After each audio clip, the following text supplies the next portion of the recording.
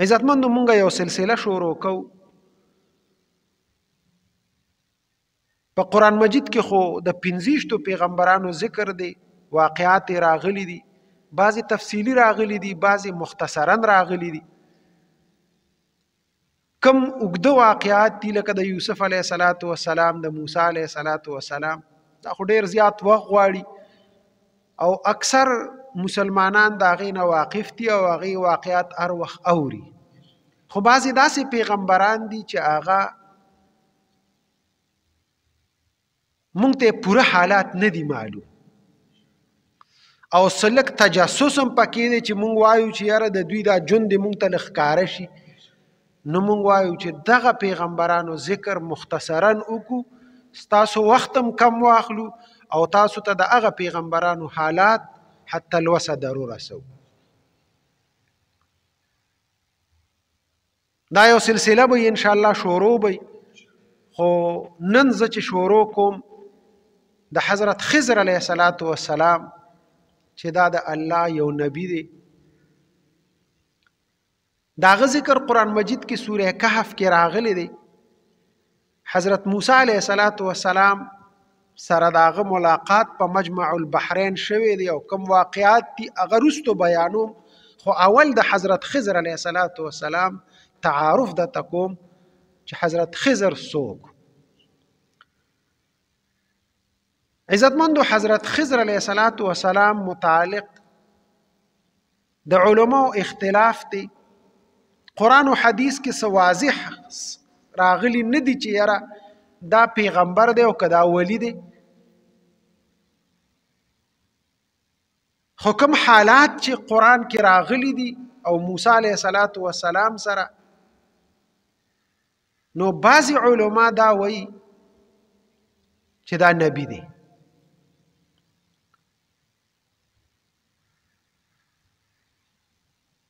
او بعضی علما دا وایي چې نه نبی نو بلکې دا ولی و. خو جمهور علما دا وایي چې دا نبی دی او دا هغوی دلیل د قرآن مجید نه دا دی چې قرآن مجید کې خپله حضرت خضر علیه السلام فرمای وما فعلته عن امری، دا زه دا څه چې کوم ای موسی علیه السلام نو دا زه د خپله ځانه نه کوم، دا ماته د الله د طرفه وحی شوی ده، یعنی امر راته شوی دی چې ته داسې وکړه. نو غرض دا چې وحی راځي او د الله امر راځي نو هغه پیغمبر ته راځي، نبی ته راځي. نو ځکه وایي چې جمهور علما دا وایي چې خضر علیه السلام نبی ولی نه دی. ثعلبی یو عالم دی هغه لیکلی دی چې شعیب علیه السلام نه وروستو الله پاک حضرت خضر علیه السلام را لیږلی دی. حضرت خضر علیه السلام ته الله د شریعت او ظاهری علم نو ورکړي. حضرت خضر علیه السلام ته الله تکوینی علوم ورکړي، باطینی علوم یې ورته ورکړي.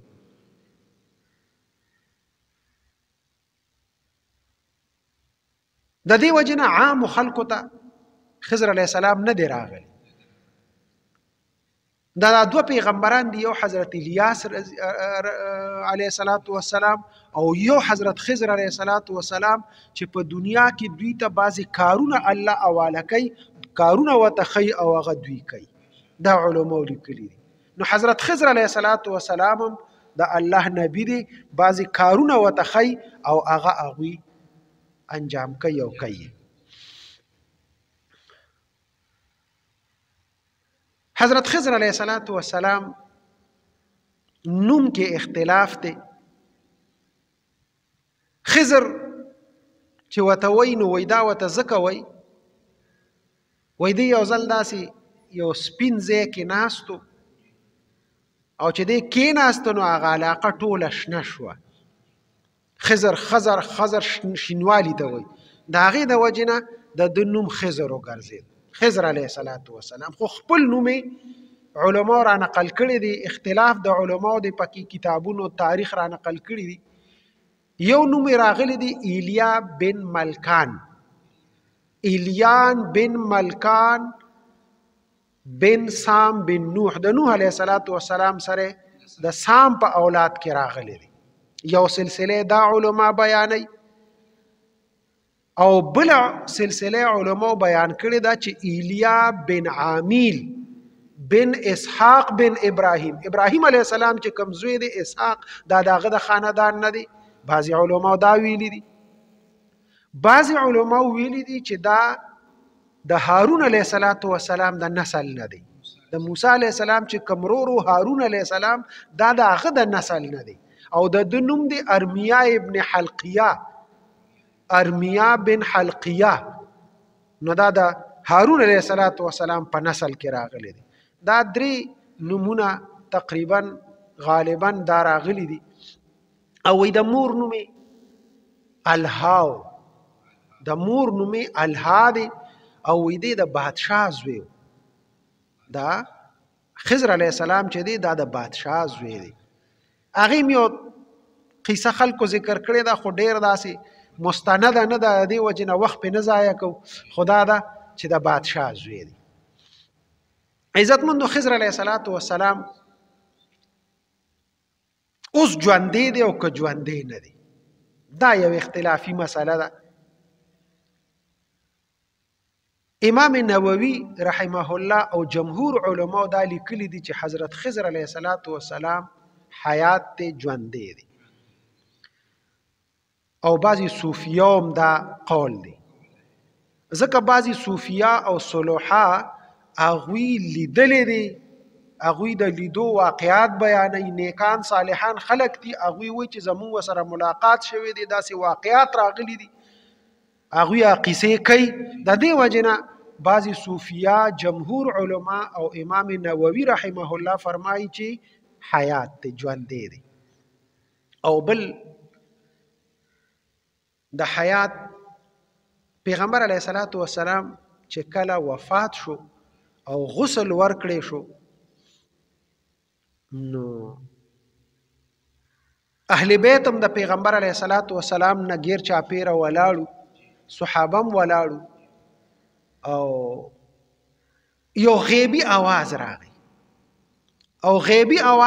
او هغې کې اهل بیت ته او صحابه کرامو ته تعزیت کوي. تعزیت ورته کوي اے اهل بیتو په تاسو د سلامي. هر سړی چې فوت شي نو مخلوق کې د هغه جان نشین وي. غرض دا دی تاسو دغه پیغمبر جان نشین به یې. تاسو صبر وکړئ او په صبر باندې به الله تاسو له اجر او ثواب درکړي. صحابه کرامو دا آواز اورېده خو څوک یې لیدل نه. نو د صحابه او دا کلک ګمان او یقین راغی چې دا حضرت خضر علیه السلام چې اهل بیتو ته تعزیت کو. د دې وجې نه علماو لیکلي دي، اکثر علما جمهور دا وایي چې دی ژوندی دی. اوس عزتمندو ژوندی دی خو نن سبا که څوک یو کس دعوه وکړي چې زه حضرت خضر نو علما دا لیکلي دي چې موږ به د هغه نه انکار کوو. ځکه انکار به ځکه کوو او د هغه د ابطال په موږ باندې لازم دی چې دا باطله خبره دا حضرت خضر نه دی. ځکه د حضرت خضر شکل نه دی راغلی چې څنګه دی، په کوم شکل کې دی. او دا مسې فضول خبرې دا بعضې خلک چې ستړي مشي مصافحه کوي نو دا ګوته داسې ونیسي وایي د هغه په داسې قوي خبره نه ده چې دا هډوکې پکې نشته او یا دغسې دا ټولې فضول خبرې دي. د خضر علیه السلام شکل نه دی راغلی، صحابه نه دي لیدې، بل چا که صوفیه او اولیاء او نیکانو خلکو څخه قصې بیان کړي دي د هغه د لیدو نو هغه به ورته چېرته په بل شکل کې راغلي. خدا دا چې لیدې شوی نه دی، چې شکل نه دی لیدې چې یاره د هغه همدقه شکل دی.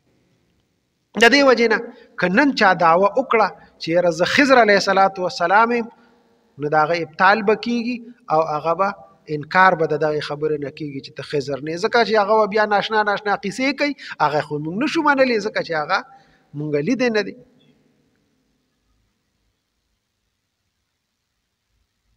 عزتمندو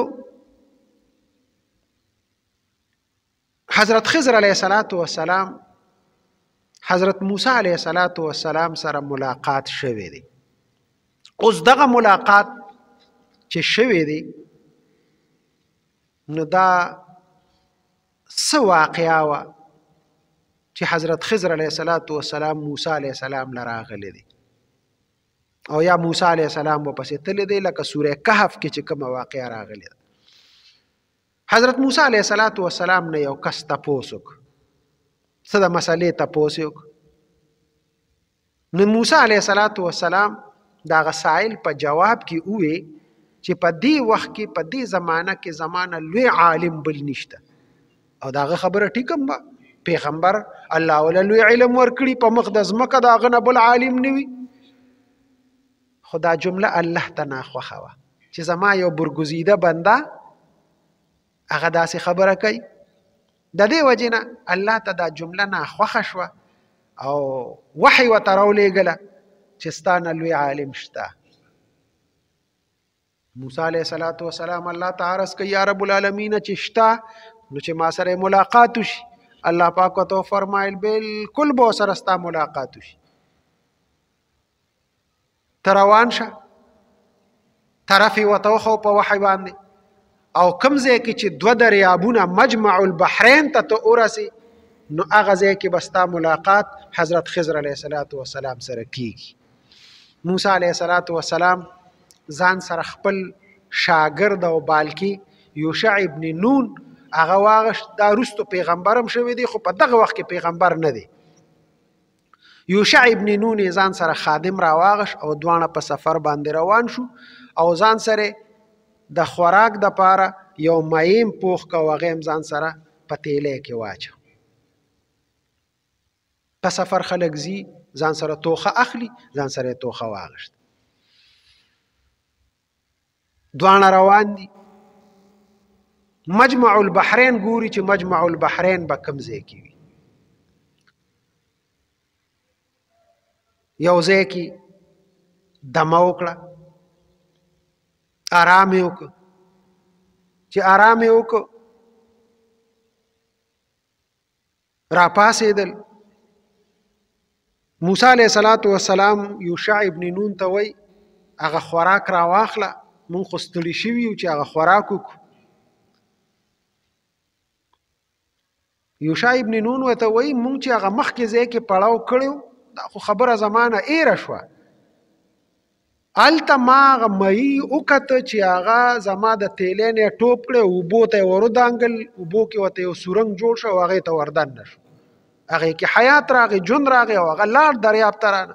ما وی زه تا ته دا خبره کوم خو بیا موږ په سامان راغونډولو شو او په سفر په هغه شو، خبره رانه ایره شو، ذهن نه مې ووته. موسی علیه السلام ورته وی دا زموږ ستړې وجه هم دغه ده چې موږ خپل منزل مقصود چې دی د هغې نه مخکې شوي یو، مخکې راغلي یو. راځه واپس راځه، هغه ځای ته واپس ځو. په هغه نقش قدم باندې واپس رالل او هغه ځای ته راورسېدل او دغه مجمع البحرین. عزتمندو مجمع البحرین چې دوه دریابونه پکې یو ځای شوي دي، نو په دې باندې د علماو تحقیق دا دی چې دا کم سمندرونه دي. نو ویو دا د فارس او د روم چې کم سمندرونه را یو ځای شوي دي کم ځای کې دقې ته مجمع البحرین وایي. او بل قول دا راغلی دی چې بحر قلزم او بحر اردن دا چې کم ځای کې یو ځای شوي دي نو دغه مجمع البحرین دی. څه نور اقوال هم پکې راغلي دي خو دا دوه اقوال ډېر قوي دي او دا فارس او د روم سمندرونه چې کوم ځای کې یو ځای شوي دي او یا بحر قلزم او بحر اردن چې کوم ځای کې را یو ځای شوي دي دغه مجمع البحرین دی. واپس حضرت موسی علیه السلام هغه مجمع البحرین ته راغی. چې هلته راغی نو هلته د الله یو نیک بنده ورته ناستو او هغه ورسره ملاقات شو. حضرت خضر علیه السلام ورسره میلو شو. حضرت خضر علیه السلام دوی ته وی راځئ، په روان یې کړل. مزل په سفر مخکې ځي بوځي. یو درې واقعات شوي دي قرآن هغه را نقل کړي دي سوره کهف کې. مخکې سمندر دی، کشته کې کېناستل. خضر علیه السلام چې لږ مزل وکړ کشته، نو د کشته تختې ماته کړه، ویې موسی علیه السلام پې راودانګل، یا د خدای بنده دا کشته تخته دې وویسته، دا خو به دا ټول خلک ته غرق کړي، دا دې څه چل وکړ؟ حضرت خضر علیه السلام ورسره مخکې دا معاهده کړې وه چې زما مخه به نه وی، زه چې څه کوم هغې کې به رکاوټ ماته نه جوړی، خبره به نه کې. خو چونکې ده دا چې ولیدل چې دا خو د ظاهر شریعت خلاف کار دی، پردی کشته ده، بل خلکو د غرق کېدو یره ده، نو چې داسې حقار یو سړی کوي او پیغمبر چپ پاتې کېږي، دا خو ښه خبره نه ده. د دې وجې نه موسی علیه السلام پې ورودانګل، وی دا کشتی دی غلط کار وکړه، ماته دې کړه، دا خلک ډوبې او پردی کشتی ده، تا ته چا اجازت کوي؟ ورته وی ګوره تا ته ما ویلي نو چې مه کوه. ده ورته وی بس ماته یاد نو، بیا به ستا خبرو کې کار نه ساتم، خو اوس مې معاف کوئ ښځه. دریاب نه آی غاړه پورې وتل، روان دي. په لار کې یو هلک مخې له ورغی، نابالغ هلک، قرآن کې راځي و غلام ټکې راځي. غلام وی بالغ هلک تم غلام وی او نابالغ تم غلام وی، خو دا چې ونو ماشوم و نابالغ، هغې رونیو او هغې مړ حضرت خضر علیه السلام. حضرت موسی علیه السلام چې دا وکته، یخ د خدای بنده یو بې ګناه ماشوم هغه دې مړ که، دا دې څه ظلم وکړه؟ چونکې دا د شریعت خلاف کارو او موسی علیه السلام خو د شریعت پابندو. حضرت خضر علیه السلام باندې سمدستي غزار وکړه چې دا دې غلط کارو، قتل دې وکړه د انسان. خضر علیه السلام ورته وی ګوره تا ته ما ویلي، بس د دې ځای نه زما او ستا جدایي، ته زما په کار کې رادانګې، ته چې دی نو داسې ما ته رکاوټ جوړېږي، تا ته خو ما ویلي چې ما ته به مخې ته نه راځي. ډېرې مافیانې یې ترې وغوښتې چې دا خو بیا ما نه خبره یې را شوې وه، بس زه بیا داسې به نه کړو. خو یې ګوره که بل ځل له دې دا چل وکړو نو ګورې بس بیا به لارې به جدا وي زما او ستا. وی ډېره ښه. بیا روان شو مخکې تل په یو کلي باندې ورغلل. په هغه کلي کې دوی وږي شوي وو، خلکو ته یې وی یاره که د مونږ مسافر یو، که روټۍ م راله راکړه نو ډېر بخي، خوراک بندوبست راله وکړي. هغه داسې شومان کنجوسان خلک وو، هغوی انکار وکړه د دوی د دعوت او د میلمستیا نه. دوی ډېر زیات خفه شو، مخکې لاړل، په دغه کلي کې چې هغه سر ته رسېدل نو هلته یو کور و، د هغې دیوال و هغه داسې راکوک شوي شانتې و. خضر علیه السلام ولګېده او هغه دیوال یې داسې نیغ. نو موسی علیه السلام ورته وایي ای خضره، دې خلکو مونږ له روټۍ را نه کړه، د میلمستیا نه انکار وکړه، نو ښه به دا وه چې دوی ته دې ویلي وي چې مونږ به تاسو له دا دیوال نیغ کړو او تاسو مونږ له روټۍ راکړې، نو دا به ډېره ښه وه، مونږ ته به روټۍ میلاو شي او مزدوري به یې مونږ له راکړې وه. نو دا دې ښه کار ونه کړه، مونږ به ترې مزدوري اخیسته، تا مفته کې یو خو یې راله روټۍ را نه کړه، ته وله مفت دیوالونه هم سمې، نو دا کار دی مناسب نه دی. هغه ورته وی ګوره تا ته ما ویلي چې زما کارونو کې کار مه ساته، هذا فراق بیني و بینک، بس زما او ستا د جدایي به زه دې ځای نه ده. ډېره ښه ده، جدا کېږو، خو دا کوم د شریعت خلاف کارونه دې وکړل په وضاحت م راته وکړه، دا ته ما ته الله ویلي چې ستا نه زه ستا لوی عالم سره میلاوم، نو دا کارونه خو د عالمانو نه دي، د هوښیارانو خلکو، دا خو تا داسې کارونه وکړل چې ناجایز او حرام، ته لږ ما پوه که په دې باندې. ویښه خضر علیه السلام ورته وایي کومه کشتی چې مې ماته کړې وه، اما السفینة فکانت لمساکین یعملون فی البحر فاردت ان اعیبها وکان وراءهم ملک یأخذ کل سفینة غصبا. دا کشتی دا د مسکینانو غریبانانو وه. هلته بادشاه چې دی نو هغه په بیګار باندې کشتی نیوي، نو ما وی چې دا کشتی ونیسي دا عیبداره شي، نو بادشاه چې وګوري د بادشاه کسان یې وګوري ابه وایي دا خو عیبداره دا پرېږدی دا کشتی، دوی به په خپله مزدوري کوي. نو دا مې دې وجه موسی علیه السلام دا کار خو د یقیني صحیح کړی دی، دا خو غلط نه دی کړی د شریعت خلاف، دا خو د خیر یو کار وکړ. وی هغه ماشوم چې دی مړ کړو دا قتل خو د ښه کار نه دی کړی کنه. نو حضرت خضر علیه السلام ورته وفرمایل واما الغلام فکان ابواه مؤمنین فخشینا ان یرهقهما طغیانا وکفرا. دا د الله په علم کې دا ماشوم چې و دا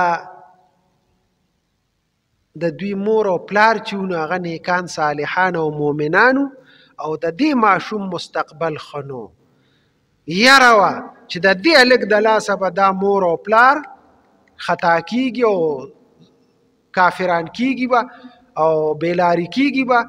نو دې وجې نه مونږ د اوس نه مې دې ختم کړ چې هسې نه مور او پلار ته یې وروسته نقصان ونه رسي او هغې اخرت خراب نه شي. نو دا مې ځکه وکړل، دا سړی مې قتل کړ. وی دا خو د یقیني ښه کار کړی، دا خو فساد او فتنه وه. اوس دا خو په علم د خدای کې دا هغه علوم دي چې هغې ته ویلي کېږي باطني علوم. نو دا باطني علوم دي، دا د شریعت علم سره د دې کار نشته. دا موسی علیه السلام ته پته نه وه، دا خو الله ته پته وه او دغه علم الله حضرت خضر علیه السلام ته ورکړ. نو دا دیوال د څه شي له نیغه و؟ وی دیوال مې نیغه و ځکه واما الجدار فكان لغلامين يتيمين في المدينة وكان تحته كنز لهما وكان أبوهما صالحا فأراد ربك أن يبلغا أشدهما ويستخرجا كنزهما رحمة من ربك وما فعلته عن أمري ذلك تأويل ما لم تستطع عليه صبرا. دا دیوال دا د یو دوو یتیمانو ماشومانو پلار چې کله وفات کېده د دوی دپاره چې کم مال دولت یې جمع کړی و خزانه هغې د دې دیوال لاندې ایښودې وه. نو که چېرته دا دیوال را پروتې وي او دوی واړه وي خلکو به ترې هغه خزانه وړې وه. د دې وجې نه ما هغه دیوال رانیغ کړ چې دا دیوال رانیغ شي د الله په حکم باندې ما داسې وکړل. نو ما وی چې دا رالوی شي او د الله دا منشا وه نو دوی به رالوی شي او بیا به دا خزانه ځان له راوباسي په قلار. اوس خو دوی ماشومانو خلکو به ترې ضایع کړې وه او هغه کړې. د دې وجې نه ما دغه دیوال نیغ کړ، دغه یتیمانو سره مې احسان وکړ او ښېګړه مې ورسره وکړه. او ستا د بې صبرۍ دغه کارونه چې تا بې صبري کوله. عزتمندو دا حالاتو چې الله پاک موسی علیه السلام ته دغه علم نو ورکړی، کوم علم چې الله پاک خضر علیه السلام ته ورکړی. نو موسی علیه السلام ته دا سبق یې وښو چې ستا علم دی خدا د شریعت علم دی او دا علوم تکوینیه دا تا سره نشته. نو چې نشته د سره نو غرض دا د ستانه بلم عالم په علم کې زیات شته، ستانه نورم علما شته. اگر چې ته د وخت پیغمبري خو ته د شریعت پابند دی او دا تکوینی علوم دي دا هر چا سره نه وي. دا زه خاص بندگانو ته ښیم لکه خضر علیه السلام. نو عزتمندو دا د حضرت خضر علیه السلام واقعه قرآن مجید کې دغومره ذکر شوی دا، دغومره حالات یې راغلي دي چې مونږه پیغمبرانو حالاتو نه خبر شو. د دې مقصد دپاره عزتمندو چې دا زمونږ پیغمبران دي، بعضې خبرو نه مونږه ناواقفه یو او بعضې واقعات مونږ داسې اورېدلي دي چې هغه اسرائیلیات دي، پخوانو کتابونو نه خلکو را نقل کړي دي، چا فرضي قصې جوړې کړي دي، څوک څه وایي. مونږ مسلمانان یو چې کم پیغمبرانو ذکر قرآن کې راغلی دی چې د قرآن او د حدیث په رڼا کې مونږ هغه پیغمبران ښکاره کړو چې یاره د دوی بس دغه ژوند او دغه حالاتو د دوی او دا زیاتی چې څه دي دا اسې فضولیات دي، اسرائیلیات دي چې مونږ د هغې نه بچ شو او د دغه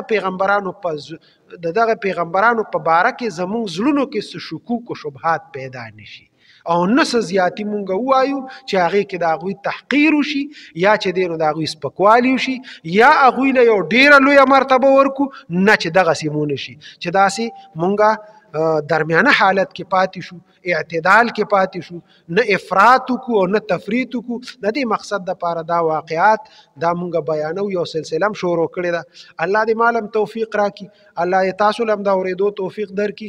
زمونږ دا سلسله تاسو وورئ، مکمل یې وورئ، انشاءالله د دې نه به تاسو ته ډېره فایده وشي. او هغه پیغمبران چې هغه مونږ پوره نه پیژنو او د هغوی قرآن مجید کې واقعات ډېر په تفصیل سره نه دي ذکر، خو د احادیثو نه د صحیح تاریخ نه مونږ تاسو ته هغه ښکاره کوو. انشاءالله تاسو را روانې سلسلې هم زمونږ وورئ، الله به تاسو له هم په اجر درکړي او الله دې په مونږ له اجر راکړي. الله دې زمونږ دا سعی او کوشش په خپل دربار کې قبول او منظور کړي. واخر دعوانا ان الحمد لله رب العالمین.